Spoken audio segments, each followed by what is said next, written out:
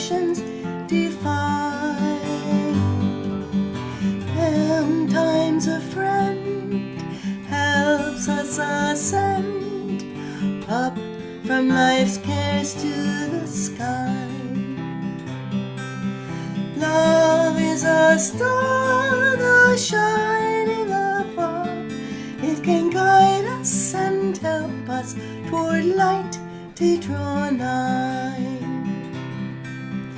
Life is a dream, time like a stream carries our burdens away.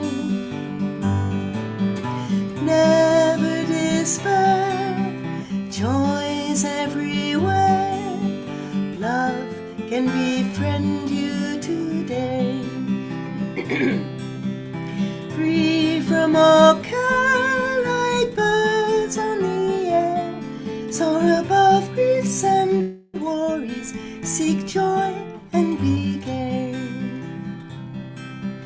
Often on earth, things of great worth, worldly ambitions defy.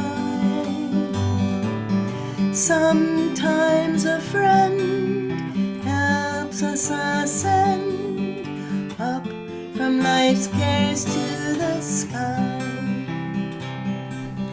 Love is a star, the shining afar. It can guide us and help us toward light to draw nigh. Love is a star, the shining afar.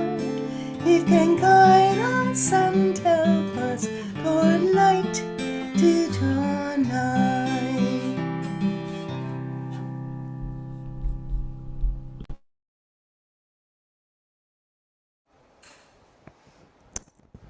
Under Why You Fill My Heart with Music.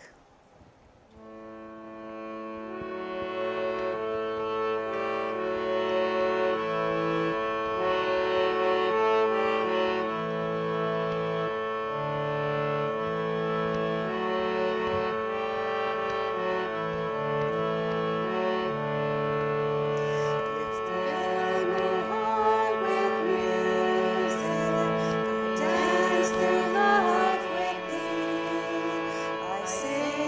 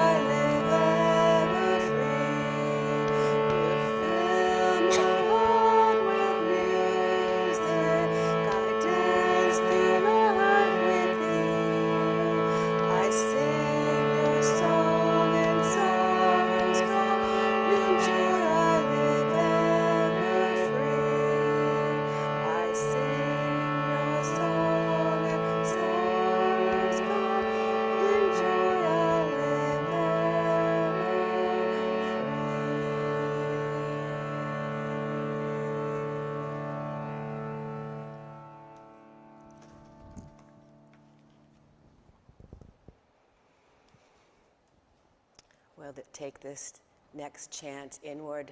God, Christ, Guru, calling on the beloved, calling on Jesus and the divine Guru, our beautiful spiritual helpers that bring us home to liberation, to freedom in God, calling on them now.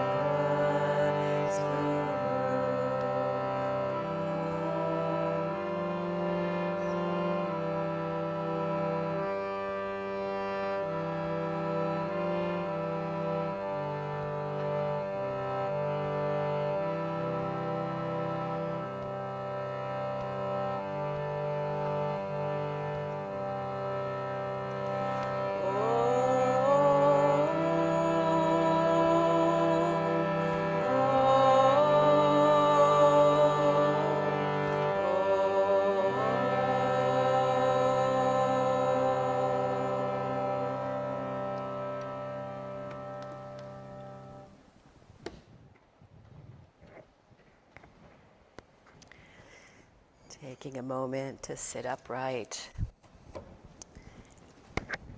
I'd like to share with you this beautiful guided meditation from awakened to superconsciousness. So drawing the awareness, the point between the eyebrows, concentrate there at the spiritual eye and visualize a beautiful tunnel of white light. Mentally enter that temple, that beautiful tunnel, and feel yourself surrounded by a glorious sense of happiness and freedom.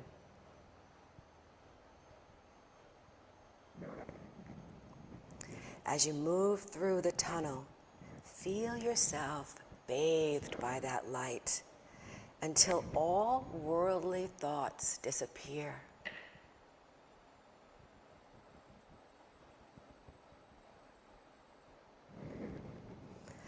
After soaring through the tunnel as long as you feel to do so, visualize before you a curtain of deep violet blue light. Pass through that tunnel into another tunnel of deep violet blue light. Feel the light surrounding you. Suddenly, the tunnel walls disappear into that blue light. Expand your consciousness into that light, into infinite freedom and bliss. And now there's no tunnel. There is only the all-encompassing blueness and bliss of infinity.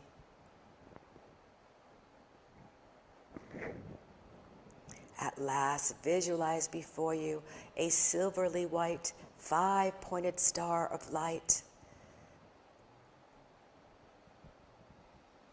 Give yourself to it in body, mind, and soul as you surrender every thought, every feeling to the absolute, self-existing bliss. Bliss cascades gently over you like a waterfall of mist, filling your heart with ineffable peace. And together for 5 minutes, let's allow ourselves to be in that expansive, beautiful blue light, allowing the waterfall to wash over us, releasing us, any blockages, anything that's blocking our freedom. Let's sit together with uplifted consciousness for 5 minutes.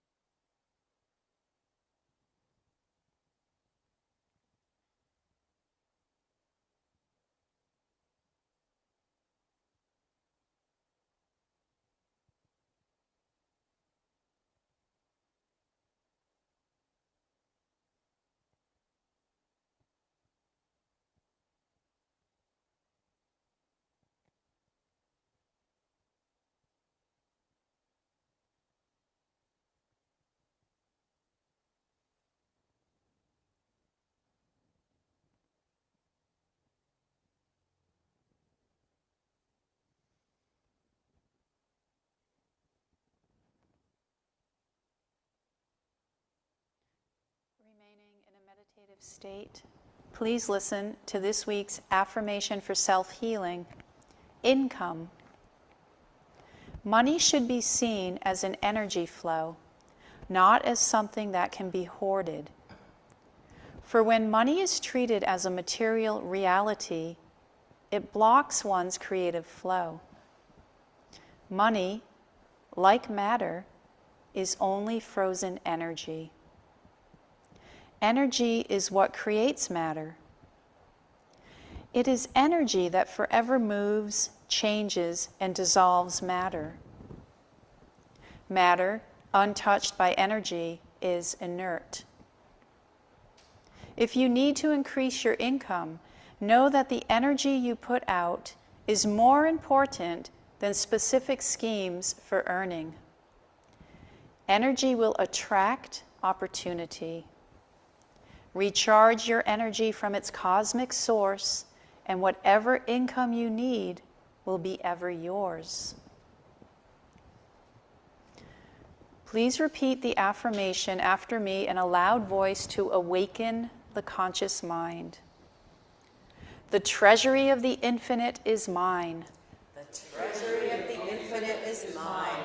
For its wealth is energy, and I am energy. For its wealth is energy, and I am energy. And now in a conversational tone, the treasury of the infinite is mine. The treasury of the infinite is mine. For wealth is energy, and I am energy. Wealth is energy, and I am energy. And now in a whisper, the treasury of the infinite is mine. For its wealth is energy, and I am energy. And now silently bringing the affirmation into the subconscious mind. The treasury of the infinite is mine. For its wealth is energy, and I am energy. And now bring your concentration to the point between the eyebrows, and with deep concentration and rising aspiration, repeat the affirmation again silently, bringing it into superconscious awareness. The treasury of the infinite is mine. For wealth is energy, and I am energy. The treasury of the infinite is mine. For its wealth is energy, and I am energy. Prayer. O mighty fountain of infinite light, from whose spray the countless galaxies are made, let me wash away my worldly ambitions in thy waters. Let me bathe in radiant eddies of thy energy. Thou art my wealth, thou my treasure, thou my security.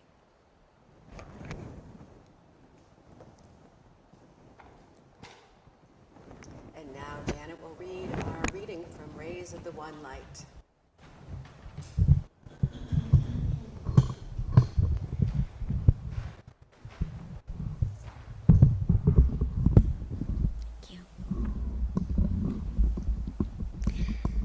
Truth is one and eternal. Realize oneness with it in your deathless self within. The following commentary is based on the teachings of Paramhansa Yogananda. Last week, we contemplated the well-known story of Martha and Mary. Traditionally, this story has been offered to show the two classic approaches to salvation. The first, through action, and the second, through prayer. The excuse of the Marthas of this world has always been, the church needs its Marthas too. Treatises, moreover, have been written to justify the Martha's approach to piety, praising her self-sacrifice as perhaps even a higher demonstration of devotion. But in parentheses, they say, he says, thus do unmeditative in religion try to justify themselves, unquote. Yet the fact remains that Jesus rebuked Martha. Elsewhere, moreover, he spoke of the virtue of feeding the hungry, curing the sick, and housing those who were homeless. It wasn't that he disapproved of serving people. The wrong attitude was the object of his criticism. What he was criticizing was forgetfulness of the true goal of right spiritual action. Good deeds, outwardly without inner communion with God, will result in good karma, but will not bring final freedom from all karma. The path to inner freedom was described by Paramhansa Yogananda in these words: be always calmly active and actively calm. As it says in the Bhagavad Gita, the 2nd chapter, he who is not shaken by anxiety during times of sorrow, nor elated during times of happiness, who is free from egoic desires and their attendant fear and anger, such an one is of steady discrimination. Do your duty in life, so counsels this great scripture elsewhere, but never lose sight of him to whom all actions should be dedicated. Thus, through the Holy Scripture, God has spoken to mankind. Om, Om, Om.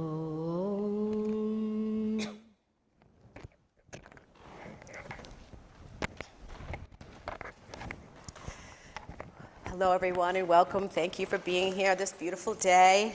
Last week, we had an amazing retreat. We had Sagar and Jitendra come and really boost us up and gave us a beautiful healing workshop, and it was Mother's Day. And that morning, I had some guests that were coming to the workshop and spent the weekend with me. And it's just beautiful how we can open up to whispers from eternity, and Yogananda tells us and gives us a gift of exactly what we need to hear. And on that Mother's Day, this is what we received, so I wanted to share it with you today. Divine Mother, come thyself into the waiting temple of our love. Divine Mother, be thou the only flame shining on the altar of our hearts. Burn away any darkness that lurks there. Divine Mother, be thou the only fragrance rising with the incense of our love for thee. Permeate any dark nook in the hearts also of those who we love. In our tears of love for thee, wash away what attraction we feel from material objects. In our tears of communion with thee, wash away all the sorrows of earth forevermore. Divine Mother, unite our separate hearts into one great love, wherein all thy omnipresence can rest forever and forever. Teach us to behold our latent perfection in the clear mirror of thy divinity. Let the altar flame of our love for thee rise in triumph, shaming the little hissing sparks of all earthly desires. O Divine Mother, may our love be a shooting star, racing gloriously through dark skies of forgetfulness, cutting its way through dark thunderclouds of worldly preoccupation. Divine Mother, a million distractions have come to lure us away from thoughts of thee. Thou thyself, in order to test us, hast authored false, substitute fulfillments, pompous temple ceremonies to satisfy the ego needs of worldly people. Religious organizations shouting, salvation can come only through serving this work. God will bless you. O God, O Mother, I have done with such outward shows in thy name. I await thee now in the inner temple of my love. Steal softly into the silent temple, Mother, with lambent flame. Banish the darkness of my long ignorance and grant me safety in thy ever shining bliss.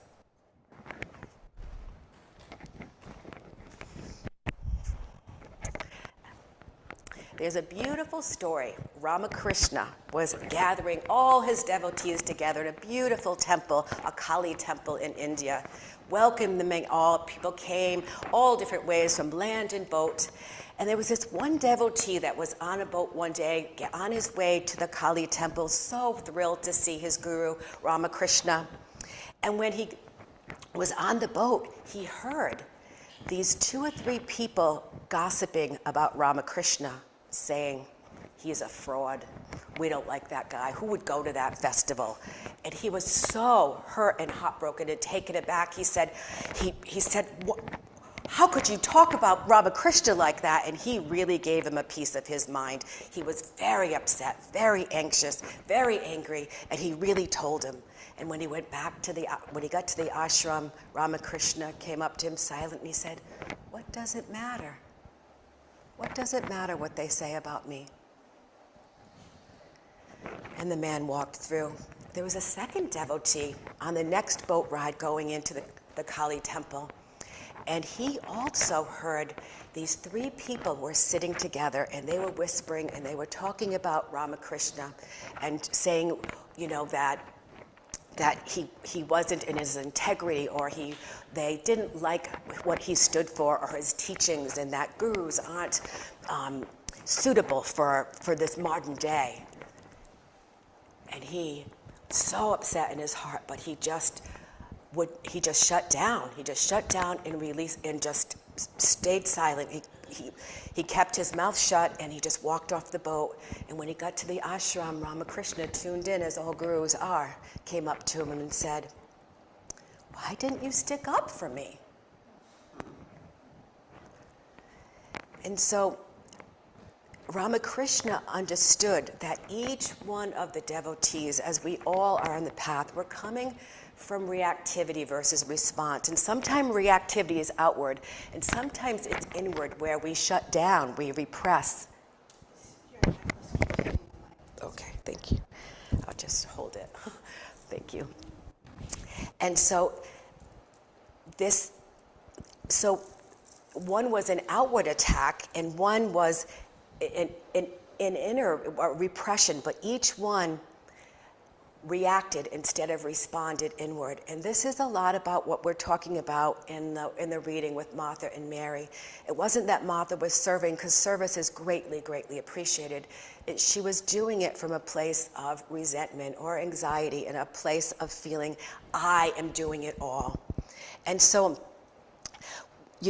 Divine Mother works with each one of us in all different ways, depending on how we can grow. As Ramakrishna knew, each one of them needed to have a different message, but each one of them knowing that they reacted instead of responded with open-hearted, cheerful, present moment, God-loving moment. And so today's reading with Martha and Mary, where Martha was serving with a beautiful offering but when it comes from complaining, she came from a place of inner complaint. And so Jesus rebuked Martha, and she said, she was thinking of herself, that little I, like, I need this, I want help, I need some support. While Mary was sitting with Jesus in quiet absorption of his love. Mary knew that Jesus said, "Be still and know that I am God." She was able to embrace and attune to her guru and embody that spirit of love. Jesus said, don't let work affect your inner peace. So don't let work affect your inner peace. And I truly think that Martha had a great awakening to the truth on that day when she heard Jesus rebuke her. I really think this awakening, and Jesus knew what she needed to hear that day. And I think she became really centered in herself. I think she started to tune into the joy of service and doing it from a place of inner connection with the divine, and that she really was able from that day forward to hold on to the presence of God. I really think that. I really believe that for Martha, because she looked at her sister as a beautiful example and said, if I were Mary, how would I be? How can I connect with the beloved? So I asked, if I were Mary, I would be actively calm and calmly active. Yogananda said that is the path to inner freedom. To really become inwardly free, we have to neutralize all the egos, all the vrittis of emotions and thoughts and likes and dislikes and desires, as the Buddha said, the desires of what caused that suffering.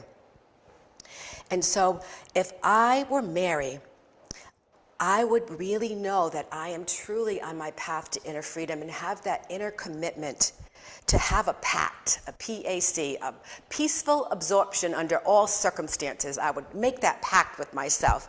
And I would really, every day, just lift up 1 inch, one little baby step from my material eyes, seeing in the room at different things versus looking up and seeing from that higher perspective, seeing from the chakra of peace, the spiritual eye, seeing from that eye of calm understanding and awareness. This is how we lift ourselves out of ego perception. And this last month and a half, I have been so tuned into the power of satsang, the power of retreat. I think I've been on 4 in the last 6 weeks, and it has grown me in such an amazing way. And the first one I went to was to see Asha, Nayaswami Asha, who's a beautiful, beautiful speaker. And it was all the way in upstate New York, but it was past Albany, so it was maybe 6-hour ride. And I decided to listen to a devotee of Yogananda's called Michael Singer. And Michael Singer has a very, very powerful way of combining yoga and the principles of self-realization, Yogananda's principles, and Patanjali, and combining that with psychology and therapy. And that's what I do for work. I'm a holistic psychologist. And so Michael Springer, as I listened to him, his book, as I was on my ride up, it was just so powerful for me, such a beautiful reminder. And he mostly said that as a spiritual and psychological guide to finding inner peace. And just like Mary was responsive, not reactive, Michael Singer spoke about the cause of all suffering, trying to control outward experiences or repress experiences, just like the two devotees on the boat, right? To control the outer experience or to just kind of shut it down within us. Either one is a reactivity that builds up and blockages within the body, within the chakra system, within the emotional, mental storehouse. And so he said that the samskara, our stored emotional blockages, it blocks our Shakti, right? It blocks that divine energy that helps us to be motivated and to feel free and to tune into that from flowing freely and resulting in anxiety and unhappiness. So Mary shows us that we can rise above negative emotions of anger and fear. Notice the heart closing and allow the energy to pass through us without clinging to it. This is how we gain inner joy and freedom. Very much a part of that yoga, to go into that samskara, that subconscious, old, repressed emotions, the vrittis, and to allow them to gently relax into them. And through that relaxation, they release and naturally move up the spine, clearing away our inner channel of inner freedom and peace. Now, during that drive, my brother called me, who is one of my great messengers, one of my great teachers. And, you know, as typical, he was just in a really difficult place. He had some financial things. His wife has some physical issues, and there was just a lot going on. And I just listened to him and tried to keep my heart open. And when I got off the phone, though, I could feel this kind of tsunami come through me of like upset, you know, of fear and anxiety. And I said, well, what a beautiful thing to do. I have many hours to integrate this and to allow it to come through me. And so that's what I did. I just kept relaxing into it. And then I could hear, but oh my God, he's going to have to live with me. And okay, then I had to feel that one through. And what happens if she doesn't make it? Okay, you know, and I just had to little by little, and it became this beautiful, beautiful practice that I felt so blessed that my channel was opening up, and more I could see that anything that was blocking my peaceful absorption, my being calm and cheerful and even-minded, everything had to move through.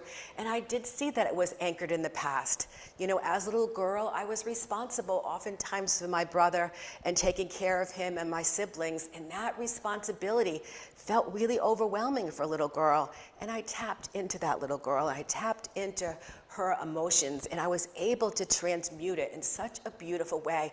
And I felt so blessed. And then when I got to the retreat, it was so beautiful, you know, because everyone's just in their joy and their love. And then what did Asha talk about that weekend? Michael Singer, and all the ways that he brings spirituality and psychology, and how our emotional mental health is really important foundation for us to have spiritual well-being and growth. And so during that drive, you know, it was just a beautiful opportunity, and we see like the synchronicities, how Divine Mother puts all these wonderful things in our life so that we can become free in her, that we can grow our capacity to be a staying power, to be a superpower of that love and freedom. So if I were Mary, I would have steadfast discrimination. Like the Gita says, not be shaken during times of sorrow, nor elated during times of happiness, free from egoic desires and their attendants, fear and anger. Such is the one of steady discrimination. And I thought of a time when Swami Kriyananda talked about Yogananda said, when I finish my service, stand at the back of the church and shake everybody's hand. Will you do that? Will you shake everyone's hand? As and Swami Kriyananda was happy to help. I'm sure. I'd love to do that, he said. But afterwards, he felt psychologically drained. And he said it was due to the exchange of personal energy. And when he talked to Yogananda, Yogananda's told him to not identify with that I. This is me doing it, right? It's no, God is moving through me. And that's a beautiful thing that we learned last week with Jitendra, right? He talked about how there's this life force energy that moves through the medulla oblongata at the back of the spine. And when we tune into this energy center and draw it in, it opens up our ability to see the higher perception of things, see with the eye of the heart, this beautiful pathway of awareness, right from our heart to that voice of love, to seeing with love and truth in everything we do. That is the way of living in steadfast discrimination. And so Yogananda told him not identify with that little I, with that little ego, to identify with the cosmic beloved. Thou and my Father are one. Thou and my Father are one. So it's important to constantly channel divine energy rather than rely on our personal magnetism, right? To bring it in through us. Otherwise, we'll get exhausted. You know, sometimes we have beloveds that are not well and they really need our prayers. You know, it's important that we have support, that we're not just giving all that energy out and depleting our own self, because the channel is blessed by what moves through it. And so we must all become divine channels. You know, this is our life. You know, recently I just had a client, her name is Michaela, and for years we've talked about, she had a lot of samskara from childhood, a lot of trauma, and it showed up in work anxiety, and she was a nurse, but she worked for a corporation and different interactions and public speaking. So we've been working on her anxiety for a long time. But you know, lately, in maybe the past 6 months, I've noticed it. She hasn't said my anxiety anymore. You know, she's starting to talk about more of like how she used her different tools and her meditations and her breathing practices to move through things. And she said last week she went to Canada, and she said that she spent this time with her friend, and she said, I hadn't spent some time with him. She lived with him in college, and he was such a beautiful friend, but he was so spiritual and so uplifting. And she said it was the juxtaposition. It was so different from when I spent time with my other friends, you know? It was like so uplifting, and I felt so alive and so connected more than any time in my life. And she said, when I got home, my good friend, another friend of mine who's very spiritual, she gave me a call. And we had the most beautiful conversation. She said, Kelly, I think I'm getting some kind of spiritual awakening. I was like, oh my God, this is thrilling, right? I said, because it becomes fear, and then it comes into faith, right? It's a natural progression that when the anxieties, the angers, the emotions, the sadness that get stuck in our vrittis and our emotions, what happens is we naturally bridge into a place of living in a state of fearlessness and of faith. And I said, I did remind her, your therapist is very spiritual too. And she's like, oh, I know, but this is, you know. But I was just so happy for her to hear that. It was the day after the retreat too. And so, you know, one of the greatest blessings about preparing for Sunday service is that we have to do the work that allows the truth to come through us, to come through. And it's a humbling experience. And I went through 6 nights of no sleeping. Yeah. And what was happening is that I had asked Divine Mother to bring me freedom, and she really, really helped me get free. In my energy centers, all the little I's, the little complainer, or I should have done that right, or I didn't do this right, or this wasn't good, or all these little I's kept coming through from the past, over and over, and I just kept trying to relax into it and allow it to release and bring it up to the spiritual eye. And I just kept doing that, and there were waves and waves, and then I would be like, but I want to go to sleep. And it was like, nope, let me just be with this. And you know what? Also, I was blessed. I was preparing for the retreat and cooking and all that, and I had so much energy. But when I lay down at night, instead of sleep, I was given this great blessing of being asked to transmute all these little ways that my likes and dislikes, my material desires, the way I want to be seen in the world, how maybe I approval seek, or how maybe I do things in a way that isn't really, really attuned with God. And I had to see it all. And it was so humbling, and I feel so grateful for it. I feel different. I feel more free in myself and more real in myself because of it. And very grateful, but oftentimes we have to go through these difficult things in order to become free and have the courage and the willingness, like Martha did and like Mary did, each one of them, through that service and through making mistakes and through letting go of things that aren't who we truly are. Becoming our authentic self is becoming our godly self. And so, if I am Mary, I would never lose sight of God. All action shall be dedicated to thee, Lord. St. Teresa of Avila said, do you meditate to have a good meditation, or do you meditate because you love me? Right? Are you a bhakti yogi? Are you devotion? We can't take one step on the spiritual path if we don't love God. Opening up our heart is so important. And another retreat I went on is to New York City, because we were talking a little bit about it earlier. Yogananda, 100-year anniversary of going to Carnegie Hall, filling the whole place with thousands of people and playing "Oh God, Beautiful," the most beautiful, beautiful chant. And in that chant, people had these beautiful, spontaneous awakenings to spirituality and beautiful connections and beautiful, spontaneous healings. And it was so fun. Kyle drove us up, and Guru Priya, we had a great road trip. And it's just so nice just hanging out and talking. We never really get to do that. And then we had dinner with Nirmala and Damadas and the whole group at a beautiful Indian restaurant. And then I'm staying with Rachel, who lives in New York City, and she says, Kelly, I have my bike. And I'm like, all right, I'll drive with you, right?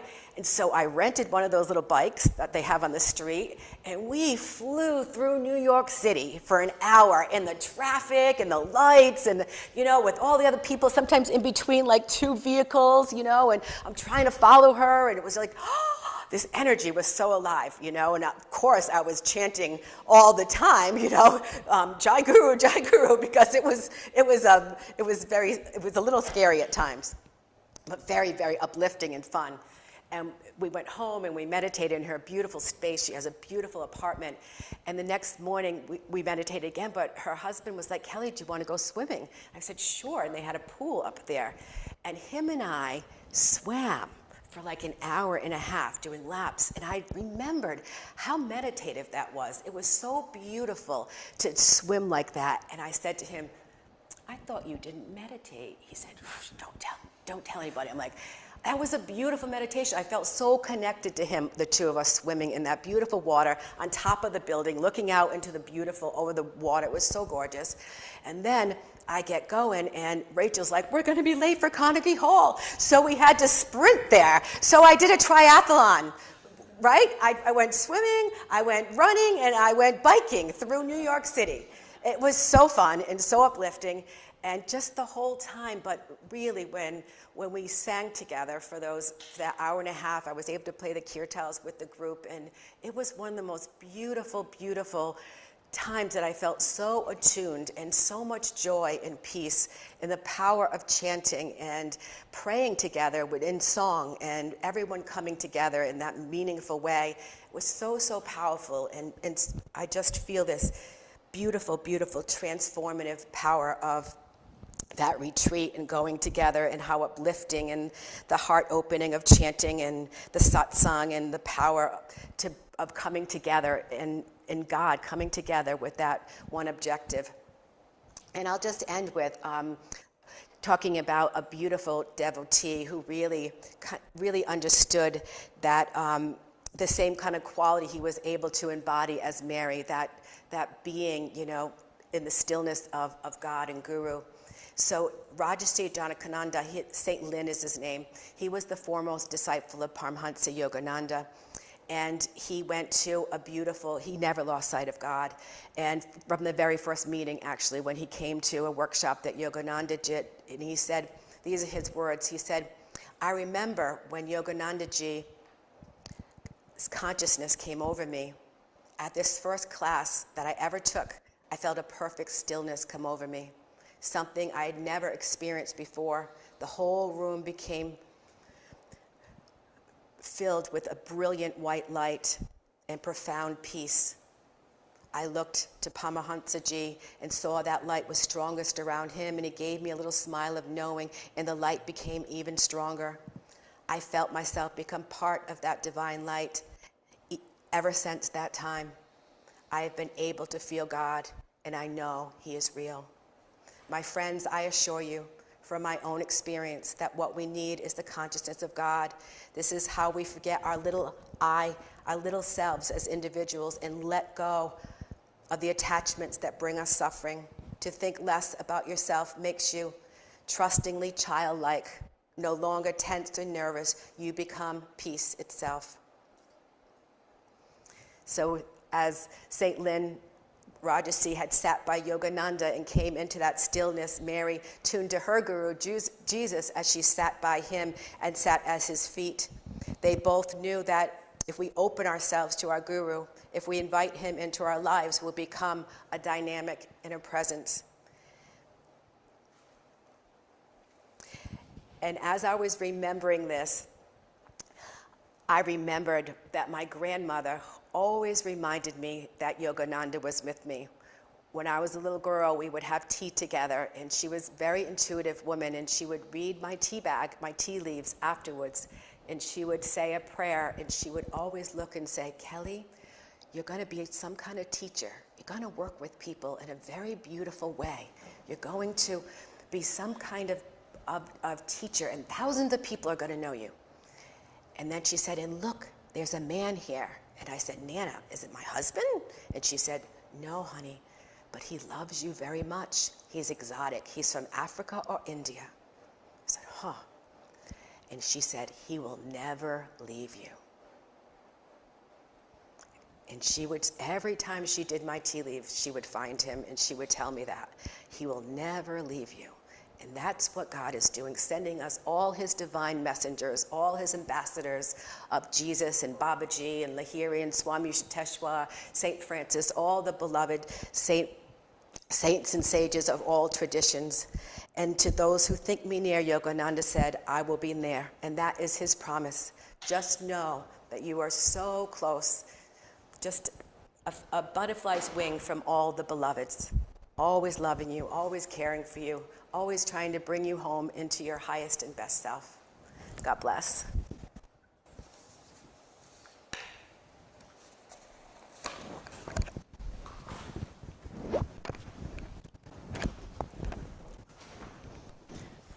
Please take what you'd like to give, place it in your right hand, and repeat after me. Divine Mother, we offer to thee the fruit of our labors. Bless this offering, that it serve as a channel of thy light to truth-seeking souls everywhere. Truth-seeking souls everywhere. Om. Om. Peace. Peace. Amen. Thank you. We'll sing this song together. Make us channels of thy peace. It would be under M in the Yellow Book, I believe. This is a song attributed to St. Francis, also known as the Prayer of St. Francis. Lord Most High, our Heavenly Father, all our lives we dedicate to Thee. All our labors, all our joys and woes, all our all our melody, make us each a channel of thy peace. When in darkness, guide us from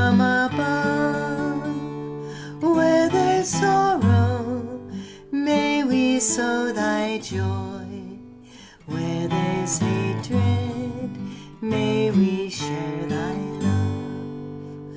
Lord Most High, our Heavenly Father, all our lives we dedicate to thee. All our labors, all our joys and woes, all our pleasure, all our melody. Make us each a channel of thy peace. When in darkness, guide us from above.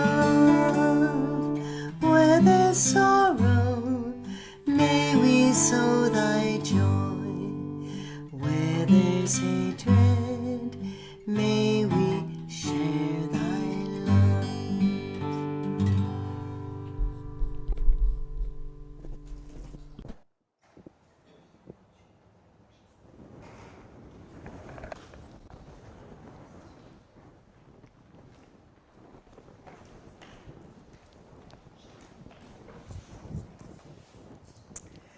Let us lift up our hearts in a festival of light, the essence of this